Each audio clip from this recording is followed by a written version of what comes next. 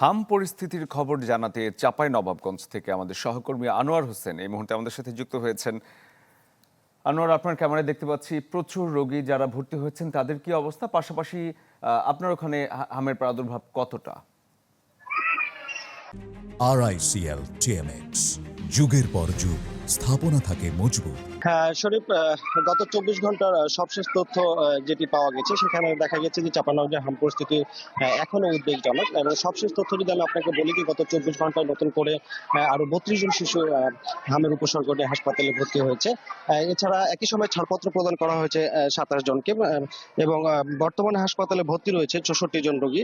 আর এ নিয়ে জেলায় মোট আক্রান্তের সংখ্যা এখন পর্যন্ত দাঁড়িয়েছে 424 জনে। একই সময় মারা গেছে 7 জন শিশু। এছাড়া 101 জনের নমুনা পরীক্ষায় 39 জনের শরীরে হাম ভাইরাস শনাক্ত হয়েছে বলে জানিয়েছে স্বাস্থ্য বিভাগ। এবং এই মুহূর্তে আমি আছি 250 শয্যা বিশিষ্ট জেলা হাসপাতালে হাম আইসোলেশন ওয়ার্ডে, এবং আপনি দেখতেই পাচ্ছেন যে এখানে প্রচুর রোগী, এবং সব রোগী কিন্তু হাসপাতালের মেঝেতে শুয়ে তারা চিকিৎসা নিচ্ছে। তো এইখানকার যে বর্তমান পরিস্থিতি, চিকিৎসা সেবা নিয়ে আমরা একজন রোগীর স্বজনদের সাথে কথা বলতে চাই, এবং তার কাছে আমরা জানতে চাই যে কবে হাসপাতালে ভর্তি হয়েছেন, আপনার শিশুর কি ধরনের উপসর্গ দেখা গিয়েছিল, এবং বর্তমানে চিকিৎসা সেবা নিয়ে আপনাদের কোনো আছে কিনা? না, আমাদের 4-5 দিন ধরে জ্বরটা ছাড়ছিল না। দ্বিতীয়ত আমরা ডাক্তার দেখাচ্ছিলাম, ছাড়েনি, তখন বললো যে ভর্তি হওয়ার জন্য। আমরা কালকে ভর্তি হয়েছি সকালে ভর্তি হওয়ার পরে আমরা খালি সকালে একটা অ্যান্টিবায়োটিক পেয়েছি, বাকি আর পুরা দিন কিছু সেরকম দেয়নি। কর্তৃপক্ষ কি বলছে আপনাদের? ও ধৈর্য ধরতে বলছে যে 1 সপ্তাহ ধৈর্য ধরেন, হবে, আল্লাহ দিলে ভালো হবে। কত কিছু পাচ্ছেন? কালকে সকালে একটা অ্যান্টিবায়োটিক দিয়েছে, আর রাত্রে বা আর কিছু দেয়নি। হ্যাঁ শরীফ, আপনি শুনছিলেন যে একজন অভিভাবকের সাথে আমরা কথা বলছিলাম।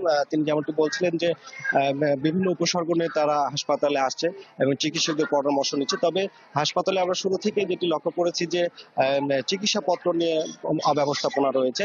যদিও হাসপাতাল কর্তৃপক্ষ কাছেই রোগীর স্বজনদের দাবি ছিল যে আরো একটি আইসোলেশন ওয়ার্ড চালুর, কিন্তু হাসপাতাল কর্তৃপক্ষ আমাদেরকে জানিয়েছে যে তাদের জায়গার অভাব না থাকলেও লোকবল সংকটের কারণে মূলত তারা এই আরেকটি নতুন করে আইসোলেশন ওয়ার্ড তারা চালু করতে পারেনি। তবে বর্তমানে রোগীর যে চাপ যেটি আমরা দেখেছি, সেখানে আরো একটি আইসোলেশন ওয়ার্ডে চালু করলে সেখানে রোগীরা হয়তো এত গাদাগাদি করে নাক থেকে কিছুটা শান্তিপূর্ণ পরিবেশে তারা চিকিৎসা সেবাটা পেত। এর পাশাপাশি যদি আমি আপনাকে টিকা কার্যক্রম নিয়ে বলি যে জেলা civil surgeon doctor A K M. Shahabuddin জানিয়েছেন যে সাম্প্রতিক সময়ে চাঁপাইনবাবগঞ্জে ছচে রোগ হাম ভয়াবহ আকার ধারণ করেছে। প্রতিদিন আক্রান্ত বাড়ায় এবং অভিভাবকদের মধ্যে উদ্বেগ ছড়িয়ে পড়ে।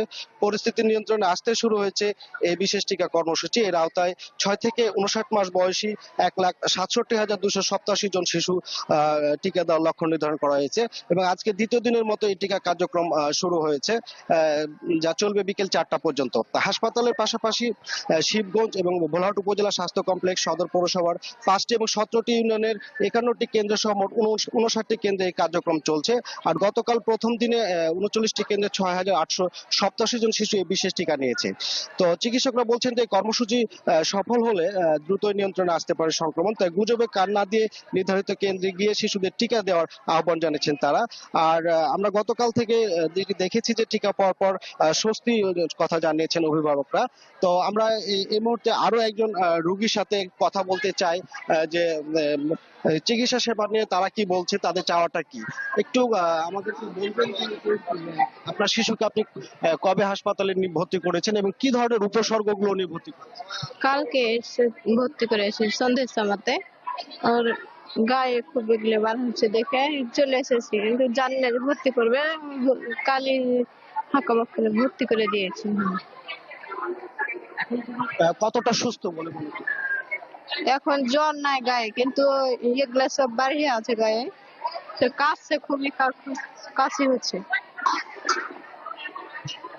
চিকিৎসকরা কি বলছে শেষ পর্যন্ত? থাকতে হবে, ভালো হবে তখন যেতে হবে। হ্যাঁ, স্বরূপ শুনছিলেন, আমরা আরো একজন রোগী সদস্যের সাথে কথা বলছিলাম। তো এখানে উদ্বেগের যে বিষয়টি রয়েছে যে রাজশাহী মেডিকেল কলেজ হাসপাতালে যারা চিকিৎসা নিচ্ছে এবং যারা মারা যাচ্ছে তাদের বেশিরভাগেরই একটা অংশ কিন্তু চাঁপাইনবাবগঞ্জে। তো হাসপাতাল কর্তৃপক্ষের সূত্রে আমি জানতে পেরেছি যে এখন পর্যন্ত চাঁপাইনবাবগঞ্জে যে 7 জন মারা গেছে তার মধ্যে 5 জন চাঁপাইনবাবগঞ্জ হাসপাতালে এবং 2 জন এখান থেকে রেফারকৃত রোগী যারা রাজশাহী মেডিকেল কলেজ হাসপাতালে চিকিৎসাধীন অবস্থায় মারা গেছে।